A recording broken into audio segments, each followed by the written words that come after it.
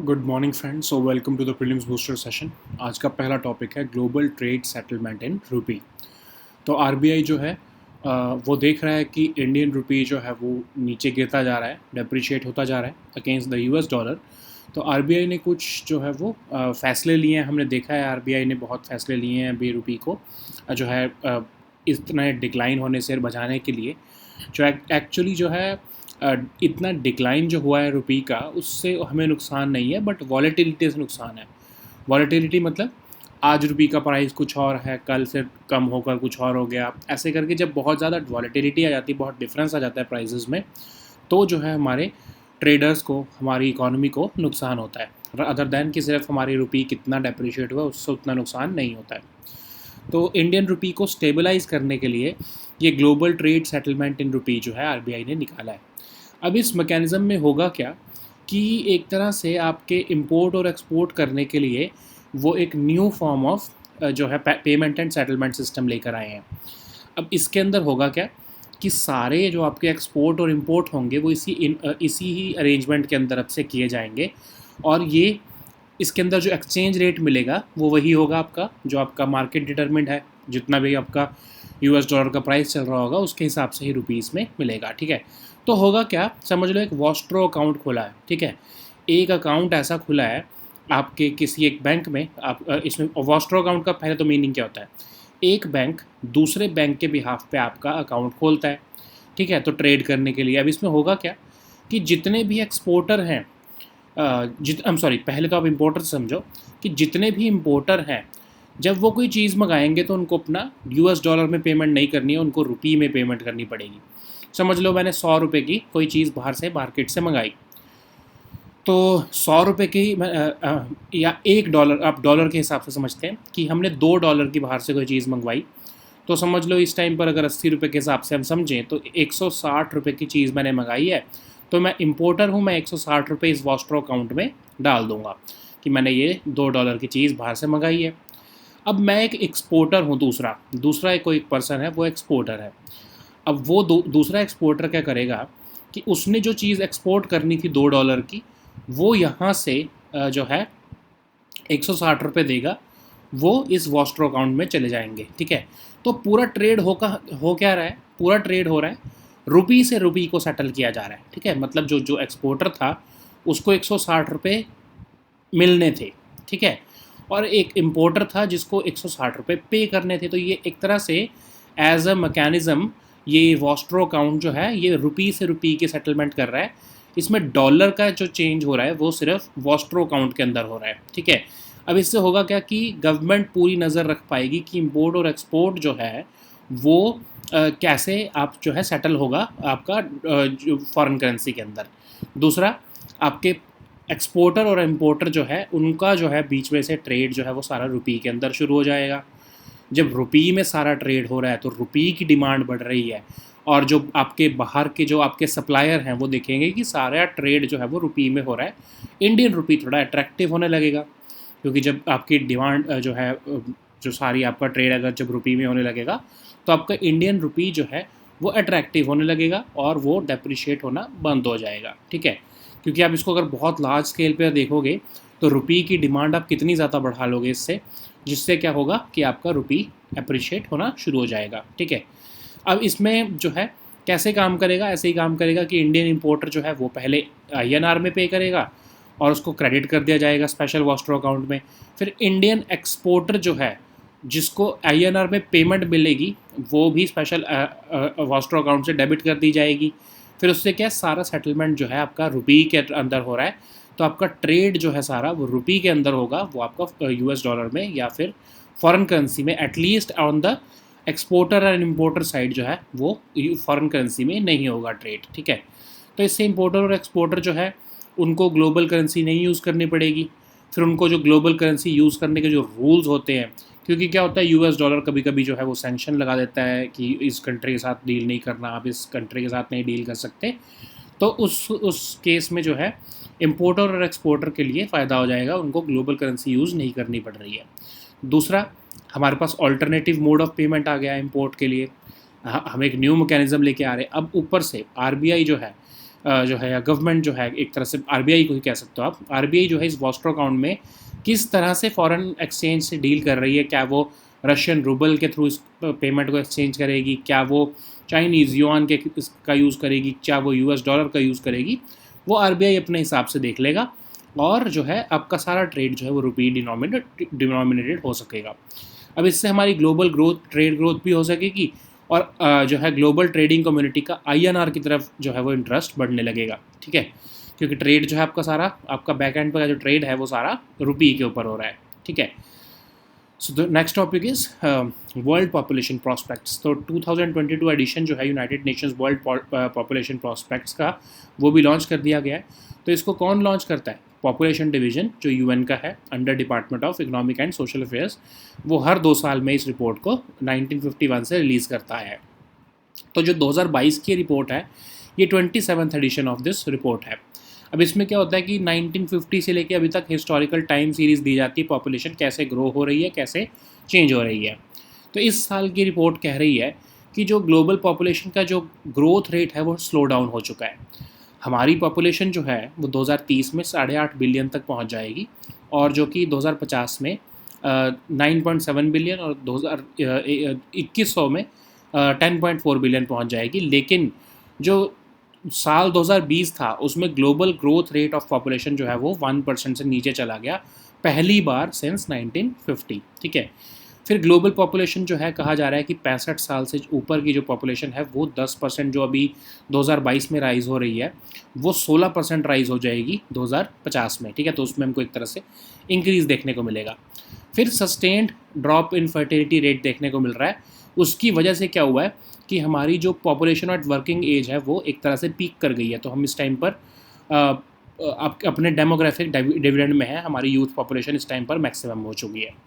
फिर अगर आप पॉलिसीज़ लेके आते हो, ऐसा कोई पॉपुलेशन लॉ लेके आते हो, तो उसका कोई इम्पैक्ट नहीं होगा, ठीक है, क्योंकि बहुत सी कंट्रीज़ में ये डिस्कशन चल रहा है ना, इंडिया में खासकर, कि पॉपुलेशन लॉ लेके आना चाहिए, बट उसका कोई इमीडिएट इम्पैक्ट नहीं होगा, क्योंकि जो अगर आप इम्पैक्ट करोगे भी तो उसका 2050 तक तो कोई इम्पैक्ट नहीं होने वाला है ग्लोबल पॉपुलेशन पे। उसके बाद जो इम्पैक्ट होगा वो होगा, ठीक है। जो अभी के एक्शंस हैं उससे हमारे 2050 तक के जो है हमने अपनी इंक्रीज इन ग्लोबल पॉपुलेशन को सिक्योर कर लिया है।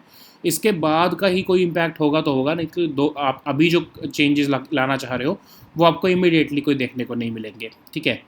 फिर बहुत सी कंट्रीज़ में पॉपुलेशन डिक्लाइन होना भी शुरू हो चुका है, वहाँ पर फर्टिलिटी रेट जो है बहुत तेज़ी से नीचे गिरना शुरू हो चुका है।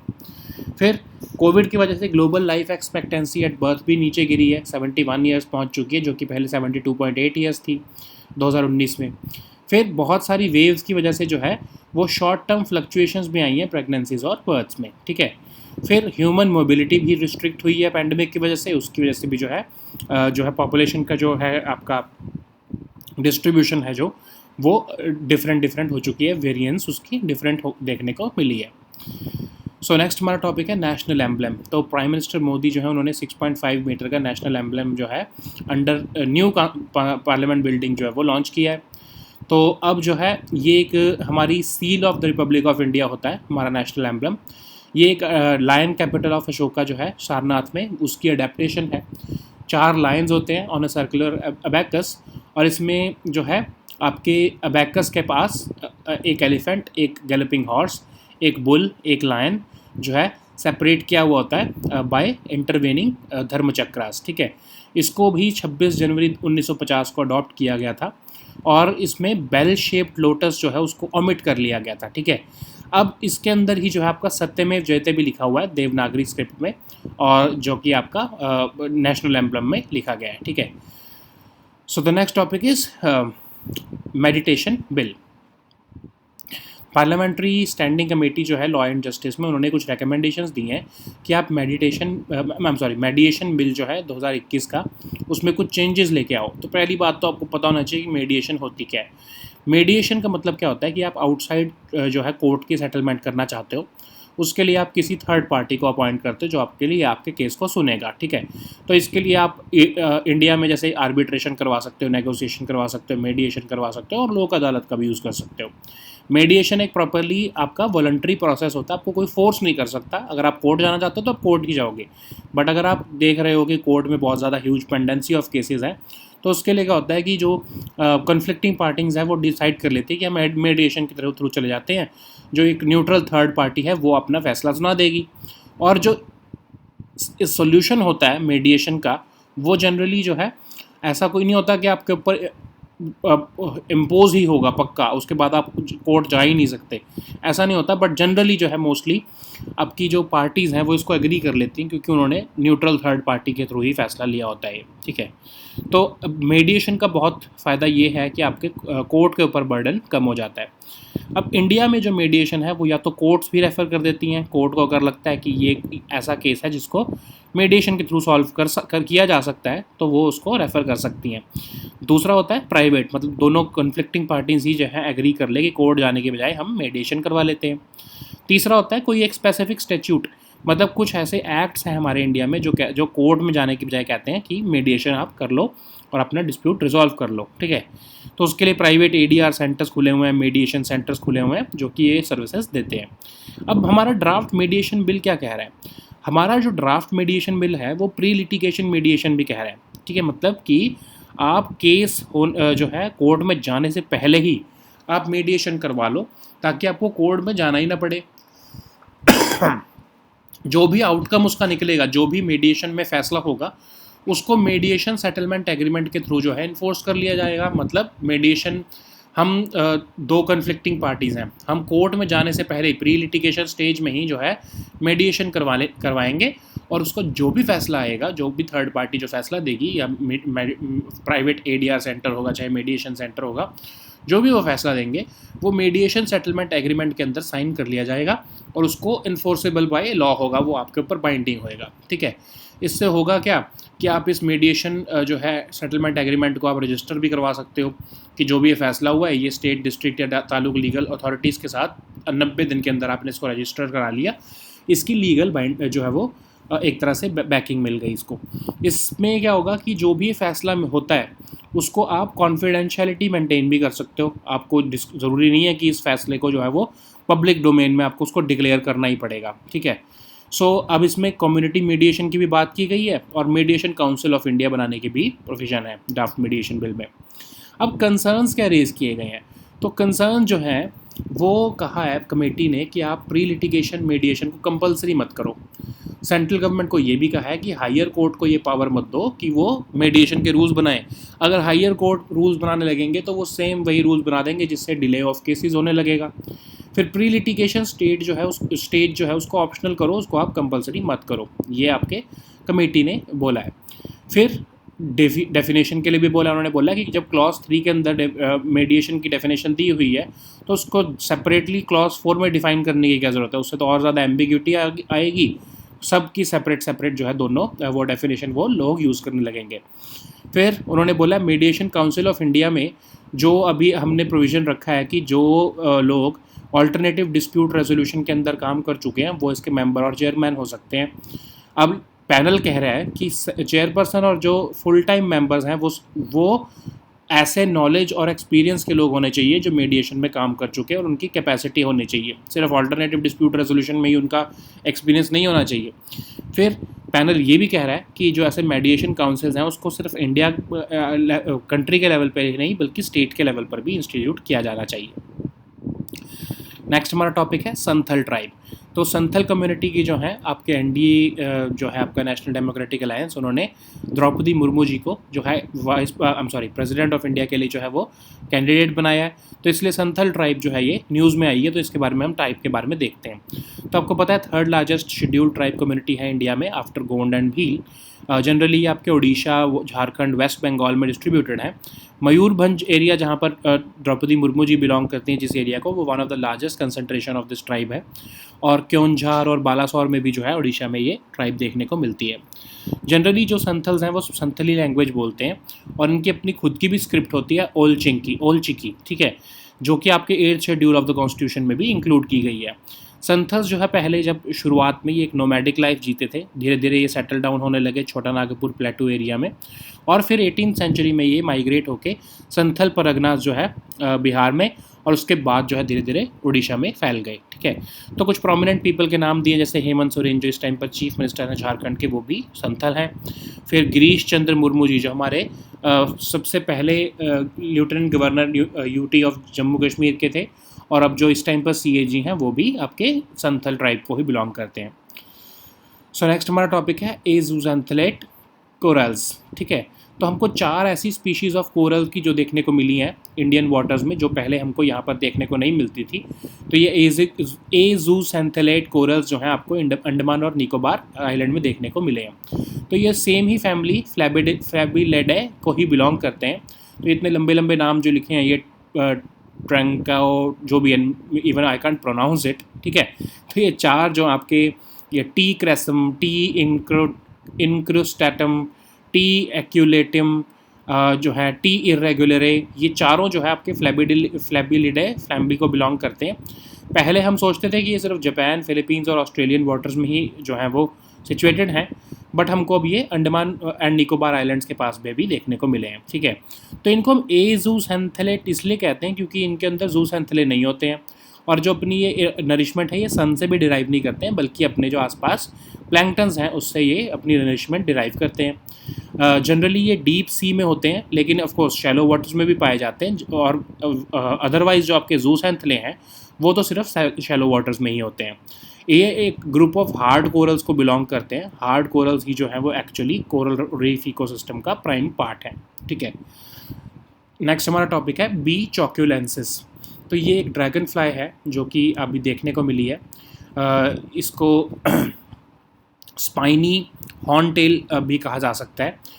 दिस स्पाइनी हॉर्नटेल ये जो है आपकी कन्नूर एरिया जो है आपका केरला में, वहाँ पर इसको पाया गया है। कहा जा रहा है कि ये स्पीशीज़ वेस्टर्न घाट्स के एंडेमिक है, और ये जिस पूरे जेनस को बिलोंग करती है, बुर्मा गॉम्फस, उसकी ये 3 तरह की जो है ड्रैगन फ्लाई आपको ऑलरेडी हमारे को नोन है, जो कि वेस्टर्न घाट्स और ईस्टर्न हिमालयाज़ दोनों में ही पाई जाती है। बट ये स्पेसिफिक जो बी चॉक्यूलेंसिस है, ये सिर्फ आपको वेस्टर्न घाट्स में देखने को मिलती है। ठीक है, so now let us see all these topics in English. So the first topic is global trade settlement in rupee. So you know that the rupee vis-a-vis the US dollar is declining, and it is underperforming as if we compare it with all other currencies in Asia, and it has reached to a new level, to a new low. Almost 80 rupees per US dollar is the new price. So the RBI has taken some proactive initiatives to reverse the decline of this rupee. Okay, so what RBI has done, they have initiated this global trade settlement in rupee, whereby it will facilitate exporters and importers to trade in rupees instead of foreign currencies. Okay, so what would happen is there, a Vostro account would be made with an authorized dealer bank in India. So what is this Vostro account? So Vostro account is basically an account which has been opened at a bank on behalf of another bank. So on behalf of, let's say, a foreign bank and an Indian bank, let's say HDFC Bank in India has opened this Vostro account. What would happen is that all exporters and importers in India, they would be dealing with this HDFC Bank account, let's say in a particular region, and what they would be doing is, currently an importer has to pay in dollars to bring the goods in India, and for exporter, when he has to he earns the dollars once he sends his goods to a foreign country. They are currently trading in foreign currency, that is in US dollar, or let's say for any other foreign currency. But now what would happen is that RBI has facilitated a new settlement system whereby this trade would happen through Indian rupees. How this trade would happen? Like I was giving you an example. There is an account here, and let's say for a specific region in let's say in your city, a XYZ city, the exporters and importers all are there. So what would happen is that, because the importer wants to bring goods into India, So what it would do is, let's suppose that it wants to purchase goods worth $2. So currently it is because this of course this Vostro count would function at market determined exchange rates.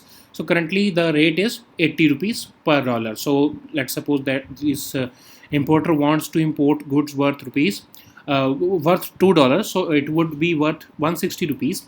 So what would happen is that importer would pay 160 rupees into this account or Vostro account, and now RBI would get 160 rupees here in this account. Okay. Similarly, there is let's suppose an exporter who wants to export $1 worth of goods to some foreign country. So they would be receiving $80 rupees from this Vostro account, and they would be sending their goods to that particular country. What would happen here is that the net balance that this Vostro account is having is 80 rupees now. So similarly, this settlement would occur with multiple importers and multiple exporters, and the net balance, let's suppose that at the end of the day, the balance amount comes out to be 1 lakh rupees. So this 1 lakh rupees, RBI will have the freedom to settle this 1 lakh rupees in whichever currency it wants. So currently, our exporters and importers were suffering because US has certain sanctions against Russia and certain other countries. So while dealing with these countries, our importers and exporters were finding it very hard to deal with countries and arranging for such foreign exchange. So what would happen is here is now that RBI has this 1 lakh rupees which it has to actually settle, and it has with this rupee denominated trade, it has settled the flow of currency outside India. This too much flow of currency is not happening now. Only the net amount of trade that has happened in a day will occur at the end of the day, and now RBI will facilitate this trade in any currency it wants. It could be either Russian ruble, it could be either Chinese yuan, or even US dollar or euro. Okay, so this would basically prevent the volatility against the Indian rupee, which is currently harming the Indian economy. More, like I was telling you earlier, that more than the price of Indian rupee vis-a-vis the US dollar, it is the volatility. Today it is 79 rupees, tomorrow it is 80 rupees. So this is not good for the Indian economy. And even if the prices go above 80 rupees, it is okay. Rather, it is beneficial for your exporters, but it should not be volatile. It should not be changing too fast, because that harms the economy. So this is how it is going to this is how it is going to work. Indian importers will pay in INR. Indian exporters will get the money in INR. All this settlement will be done through this Vostro account, and it will facilitate our importers and exporters to avoid rules which generally prevent the use of a global currency, like your US dollar has trade restrictions with certain countries. So the importers and exporters, they would not have to deal with foreign currencies. So with that also, we have also opened up alternative modes of payment for our importers and exporters. And because this trade is happening in Indian rupees, the global trading community will find it attractive that yes, Indian rupee is trading. So this Indian rupee will become attractive automatically. So the next topic is World Population Prospects. So 2022 edition of United Nations World Population Prospect report has been released. So this report is released by Population Division of the United Nations, which is under the Department of Economic and Social Affairs of the United Nations. So it is generally released every other year since 1951. So that's why this report is the 27th edition of this. This report is basically the 27th edition, and it provides a historical time series of the population indicators since 1950. And what are the key highlights of this report? So this report is saying that the pace of population growth at the global level is declining. We are expecting that the global population would reach $8.5 billion. 855 billion in 2030, 9.7 billion in 2050, and even to 10.4 billion in 2100. But the global growth rate is declining. Even in 2020, this global growth rate fell under 1% per year for the first time since 1950. The global population aged 65 years and above, the rate for it is increasing. Uh, the rate would be 10% in 2022 and 16% in 2050. So there has been a sustained drop in fertility levels, due to which we have reached the peak of our working age population. So we are at the demographic dividend stage now. Even if certain countries, like in India, there is a debate that we should bring a population control law. Even if we bring out such a law, it would have little limited impact. Even if we bring a law today, the impact of it would be seen only after 2050. By then, the population would have already stabilized. So there is no particular need to bring a population bill or a population control measure now. Okay.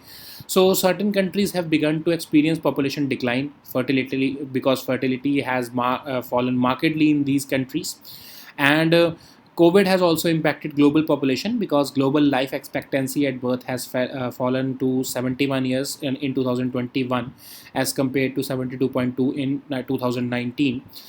Even the successive waves of pandemic has caused short-term fluctuations in numbers of pregnancies and births. The mobility and the human mobility has also been restricted in all forms, and due to that, the variation in population distribution across the countries is different now. Okay. So the next topic is national emblem. So PM Modi has recently unveiled the 6.5-meter national emblem on the roof of the newly constructed Parliament building. So this national emblem of India is representative of the seal of Republic of India. It is an adaptation of the lion capital of Ashoka at Sarnath. So there are 4 lions originally, and they are mounted on a circular abacus. They have an elephant, a galloping horse, a bull, and a lion. They are all separated by intervening dharma chakras. And this national emblem was also adopted by India on 26 January 1950. So the bell-shaped lotus has been omitted, and there is this Satyamev Jayate slogan or motto written on this national emblem in Devanagari script. So the next topic is mediation bill. So Parliamentary Standing Committee on Law and Justice has recommended substantial changes to this mediation bill of 2021. So for that, for understanding what are the suggestions given to change the draft mediation bill, we have to understand what is mediation. So basically, it is out of court settlement. So there are certain mechanisms in India like arbitration, negotiation, mediation, and even lok adalats to avoid the traditional court system and go for mediation. So it is all, of course, a voluntary process. Even only if only if both parties agree to it, then only we can go for mediation. It does not impose a solution on the parties, and if they are not satisfied, then they can go for the court system. Mediation is helpful because it reduces the burden on Indian courts. So, what is the status of mediation in India? Of course, sometimes the courts also refer certain cases to mediation in case if they feel that these cases can be resolved through mediation. There can be private mediation also. If both parties agree that they do not want to go to the court system, then they can go for private mediation. The third one, of course, is specific statute. Certain acts in India provide for mediation because they want to prevent the courts from being burdened. So we have this private ADR centers and mediation centers which are providing the services. So what are the features of draft mediation bill 2021? So this draft mediation bill proposes pre-litigation mediation. So instead of going to the court, you go for mediation stage before the litigation stage. I'm sorry. You go for mediation before the litigation, and you do not need to enter into the courts. You go for mediation straight away. So outcome of this mediation is